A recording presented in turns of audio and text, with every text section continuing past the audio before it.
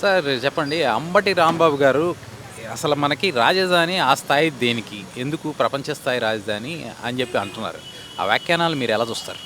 అసలు అంబటి రాంబాబు గారు చెప్పే విషయం అసలు యావత్ భారతదేశంలో చెప్పుకోదగ్గ రాజధాని కట్టాలని చంద్రబాబు నాయుడు గారు ప్లాన్ చేస్తుంటే ఆయన ఎందుకు అనే మాట ఆయన ఎందుకంటే ఆయన ఎమ్మెల్సీ మినిస్టర్ ఇరిగేషన్ చేసినప్పుడు ఆ పోలవరాన్ని ఎప్పుడు కడతామో తెలియని పరిస్థితిలో ఆయన మిస్ చేశారు. ఆయనకి అసలు ఒక డ్యాన్స్ చేసుకుని ఒకటి తెలుసు తప్ప ఆయనకి ఏది తెలియదు. ఆయన ఇంత మంచి రాజధాని కడుతుంటే అందరు గడిపి చాలా మంచి కార్యక్రమం చేస్తున్నారు. అది త్వరలో ఎంత వేగంగా రోడ్లు ఇవాళ ఎయిర్పోర్ట్ రావడం మళ్ళీ 16,666 ఎకరాలు తీసుకున్నారు. ఆయన తీసుకున్న దానికి రైతులు కూడా ఒప్పుకుంటున్నారు.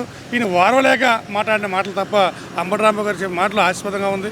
నిన్న మాస్క్ ఇది మన అసెంబ్లీ పెడితే అది కూడా ఆయన మాట్లాడగానే ఏదో మాట్లాడదామని అనుకుని ఆ పక్కన చెప్పిన తర్వాత ఆయన మళ్ళీ మాట మార్చి ఓహో ఆ సెట్టింగ్ చేశాక సెట్టింగ్ పర్వాలేదు, లేకపోతే స్పీకర్ కుర్చీ కోసం మాట్లాడతాడు ఏంటి ఏం మాట్లాడతారో. అసలు చిన్నపిల్లలతో చేయడం అనేది ఒక అద్భుతమైన మంచి అవగాహనతో లోకేష్ గారు పెట్టిన దాన్ని అందరూ కూడా 175 నియోజకవర్గాల నుంచి అందరు పిల్లలు కూడా అన్ని గవర్నమెంట్ స్కూల్ పిల్లలు తెప్పించి వాళ్ళు చెప్పే ఆ రోజు చూస్తే నిజంగా యువతలో కూడా ఇంత మంచి ప్రతిభ ఉందని చెప్పి జనం అనుకుంటుంటే దాని వారం లేక ఏం మాట్లాడుతున్నారు, ఏం చేస్తున్నారు ఆయన అర్థం కాని మాట్లాడుతున్నారు. అంబటి రాంబాబు గారు మీరు ఎక్కడైనా కొంచెం చదివి చూసుకొని మీరు ఎమ్మెల్యే చేశారు, మినిస్టర్ చేశారు, అన్నీ చేశారు, కల్పించి చూసుకొని మాట్లాడితే బాగుంటుందని మా సలహా. సజ్జల గారు ఈ కేసుల్ని అధికారులను ఒత్తిడి పెట్టి వెనక్కి తీసేసుకుంటున్నారు చంద్రబాబు గారు అని చెప్పి మేము రాగానే మళ్ళీ అన్నీ ఓపెన్ చేస్తామంటున్నారు. దీన్ని ఎలా చూస్తారు? అసలు సజ్జల రామకృష్ణ గారు అసలు చేసే పనే అయింది. ముందు అలా చేసే వాళ్ళ ప్రభుత్వంలో ఆయన చేసే పనులన్నీ కూడా ఆయన ప్రతి ఒక్కటి కూడా ఆయన సీఎంని పక్కన పెట్టుకొని ఆయన అనుసరంగా చేసుకొని ఈయన ఎన్ని పనులు చేసుకొని ఈయన ఇష్టాసారంగా ప్రవర్తించిన మాటలన్నీ కూడా ఈ వీళ్ళలో చేస్తాం డౌట్ మీద మాట్లాడుతున్న మాటలు తప్ప రేపు మీ ప్రభుత్వం అసలు రాజే రాదు. వచ్చినా మీకు ఆ ఛాన్స్ కూడా ఎవరు ఈ ప్రజలందరూ కూడా మిమ్మల్ని చూస్తారు. అయితే ఒక మంచి పని అనేది జరిగింది అనుకుంటున్నాను నేను. ఒకసారి జగన్మోహన్ గెలిపించడం వల్ల జనానికి అర్థమైంది, లేకపోతే చంద్రబాబు తాలూకా వాల్యూ తెలియకపోను. ఇవాళ రాష్ట్ర ప్రజలే కాదు యావత్తు భారతదేశం అంతా కలిపి చంద్రబాబు అంటే ఏటో తెలిసింది. ఇవాళ ఆయన రాకపోతే ఈయన వాల్యూ తెలియదు. ఆయన రావడం వల్ల ఆయన చేసే తప్పులకి చంద్రబాబు నాయుడు జీవితకాలం ఆయన సీఎంగా ఉండే అవకాశాన్ని ప్రజలందరూ నిర్ణయం తీసుకున్నారు. వీళ్ళు కాదు కదా, ఈ సజ్జల కాదు కదా, ఈ అంబటి కాదు కదా, ఈ జగన్ ఎవరు ఏమనుకున్నా రేపు రాబోయే రోజుల్లో పవన్ కళ్యాణ్ వీళ్ళు ముగ్గురు కలిసి ఉన్నానాలు ఎవరు ఏం చేయలేరు. అందువల్ల అనుమానం పడక్కర్లేదు దానికోసం. అయితే ఈ సంస్థలకి ఏ సంస్థలు అయితే వస్తున్నాయో ఆ సంస్థలకి అప్పనంగా కట్టబెడుతున్నారు 100 కోట్ల విలువైన భూమిని అని చెప్పి విమర్శ ఒకటి చేస్తున్నారు.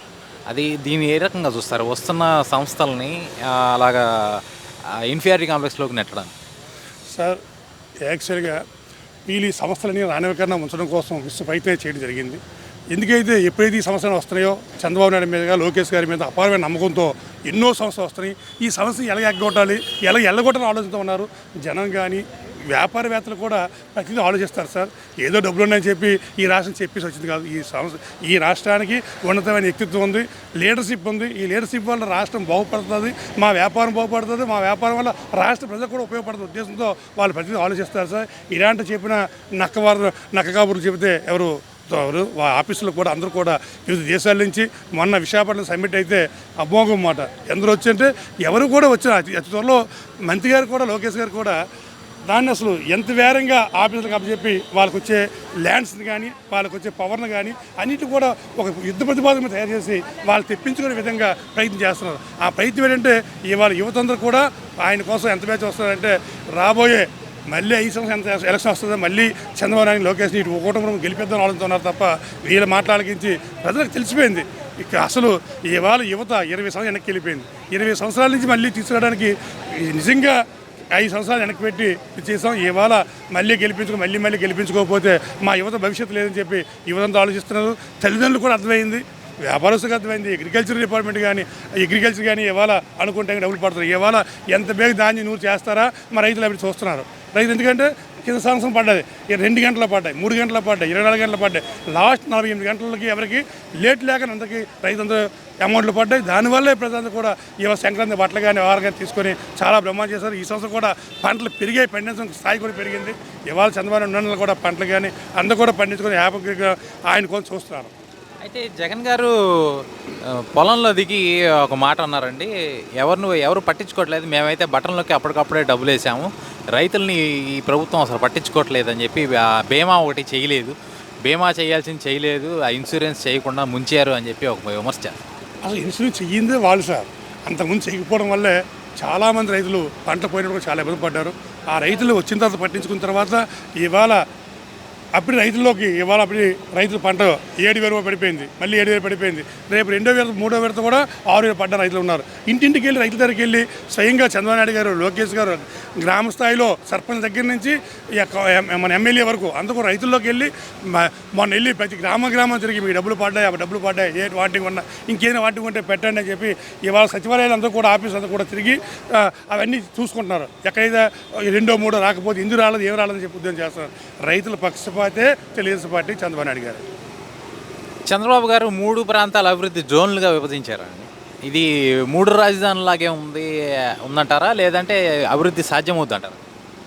3 రాజధానులు వేరు, జోన్లు వేరే సార్. జోన్లు ఎందుకు పెట్టారంటే విభజించడానికి. ఎందుకంటే ఏ జోన్కి ఏది ఉంది అన్నీ తెలుసుకొని అందరూ కూడా మా జోన్లో ఏం జరుగుతుందో ఆ జోన్లో ఏం జరుగుతుందో ఆ జోన్ జరుగుతుంది తప్ప జోన్కి మిగతా 3 రాజధానులకి బాగా తేడా. 3 రాజధానులు పెట్టిన ఆఫీస్ ఆల్ చేద్దాం అనుకున్నారు.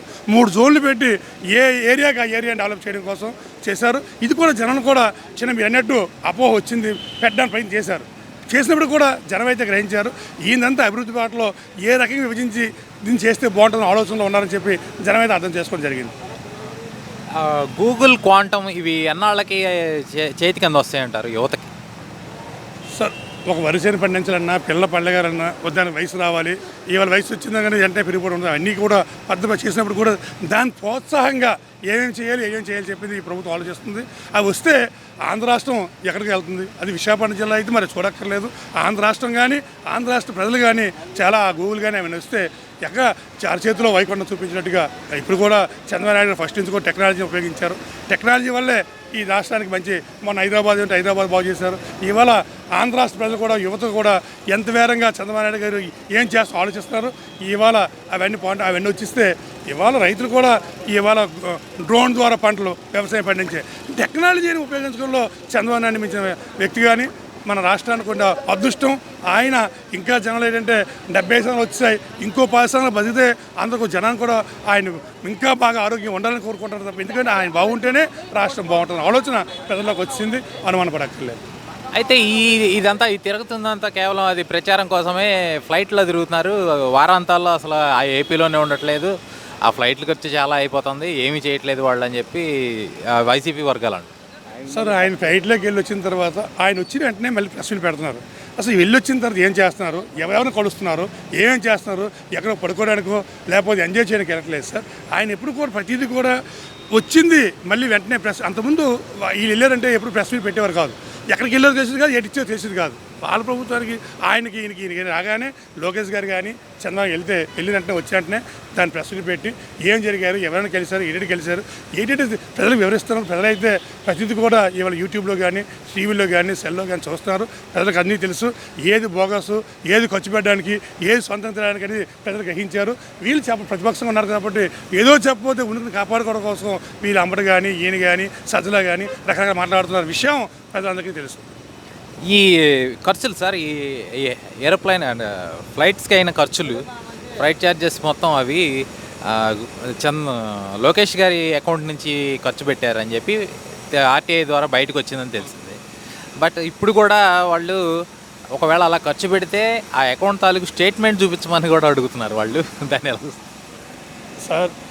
అంతకుముందు వీళ్ళు ఏ ముఖ్యమంత్రి అయినా ఫ్లైట్లో తిరగడం కన్ఫర్మ్, తిరగాలి, చేయాలి. అయితే లోకేష్ గారు ఎన్ని వెళ్ళినా సరే అవసరం ఉంటే ఈయన సొంత డబ్బులని చెప్పడం జరిగింది. కావాలని చూపిస్తామని చెప్పారు. వాళ్ళు ఈయన అడగక్కర్లేదు, పేపర్కి ఇవ్వగలి, టీవీలో మాట్లాడక్కర్లేదు. ఆ ఆర్టీ యాక్ట్ ప్రకారం వెళ్తే వాళ్ళకి వస్తుంది. వచ్చి తెలుసు, కానీ తెలుసుకోవడం ఉద్దేశం వాళ్ళకి కాదు, ప్రజల్లో పంచాలతో ఉన్నారు తప్ప వాళ్ళు ఎప్పుడు కూడా ప్రజలకు ఏదో చెప్పాలి మభ్యపెట్టి మాడిగా చూపించి అనుకుంటారు తప్ప వీళ్ళు ఎప్పుడు కూడా నిక్కచ్చిగా ఉన్నారు. అందులో ఏదో సముద్రందామనో వ్యవహారం చేసుకుంటే ఇవాళ భారతదేశంలో అగ్రగామిగా చంద్రబాబు ఉండేవారు. డబ్బులు సంపాదించుకుంటే ఆయన డబ్బులు సంపాదన ఆలోచన కానీ వ్యవహారం కానీ లేదు. ఈ ప్రజలు ఏమవుతారా, ప్రజల కోసం ఏం చేయాలో ఆలోచన ఉన్నారు కాబట్టి అదైతే ముమ్మాటికి ఆయన చేసి చూపిస్తారని కోరుకుంటున్నాను. అయితే హెరిటేజ్ సార్, హెరిటేజ్ సంస్థని అన్ని సంస్థలు తీసుకొస్తున్నారు, హెరిటేజ్ సంస్థను తీసుకురావట్లేదు అనేది వైసీపీ వర్గాల కామెంట్. హెరిటేజ్ అనేది వాళ్ళు చూడండి, ఇప్పుడు కూడా ఇన్నిసార్లు ముఖ్యమంత్రి కొనేటప్పుడు కూడా దాని పబ్లిసిటీ కానీ దాన్ని గ్రామాల్లో కానీ వాళ్ళని తీసుకెళ్ళిన అదో సంస్థ, అది మేడం గారు చూస్తున్నారు, దాన్ని ఒక సంస్థ కింద ఉంచారు తప్ప దాన్ని ఎప్పుడు కూడా రాజకీయానికి దాన్ని ముడిపెట్టలేదు. రాజకీయానికి దీనికి ముడిపెట్ట ఎప్పుడు లేదు. వాళ్ళు సొంత సంస్థ కింద అదొక సంస్థని, ఆ సంస్థను వాళ్ళు మెయింటైన్ చేస్తున్నారు. ఆ డబ్బులతో వాళ్ళు అది వేరు ఇది వేరు, రాజకీయానికి దానికి సంబంధం లేకుండా వాళ్ళు సొంతంగా కష్టపడి వాళ్ళ ఎంటైర్ ఫ్యామిలీ కష్టపడి ఆ సంస్థను మెయింటైన్ చేసుకోవచ్చు.